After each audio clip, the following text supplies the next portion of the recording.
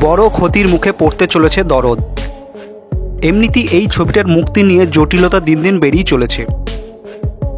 দরদের পরে বানানো তুফান ছবিও দরদের আগে মুক্তি পেয়ে গেল এবং বক্স অফিসে একটা রেকর্ড সংখ্যক কালেকশন করে বেরিয়ে গেল। কিন্তু দরদ জটিলতা এখনও পর্যন্ত কাটল না।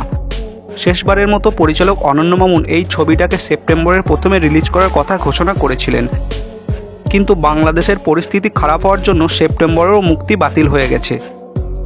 এদিকে ছবিতে টাকা লগ্নিকারীদের ওপর থেকে চাপ আসছে ছবি নির্মাতাদের ওপর, কারণ ছবিতে টাকা লগ্নিকারীদের যে সময়ে টাকা ফেরত দেওয়ার কথা ছিল সে সময় কিন্তু পেরিয়ে গেছে।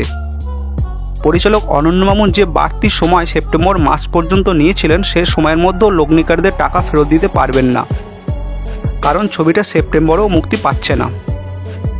ফলে ছবিতে টাকা লগ্নিকারী ও ছবি নির্মাতাদের মধ্যে একটা সংঘাত তৈরি হচ্ছে। তো বন্ধুরা, মেগাস্টার শাকিব খানের দরদ ছবির এই আপডেটটাকে নিয়ে কিছু বলার থাকলে কমেন্টে জানাতে ভুলবেন না। ভালো থাকবেন, সুস্থ থাকবেন।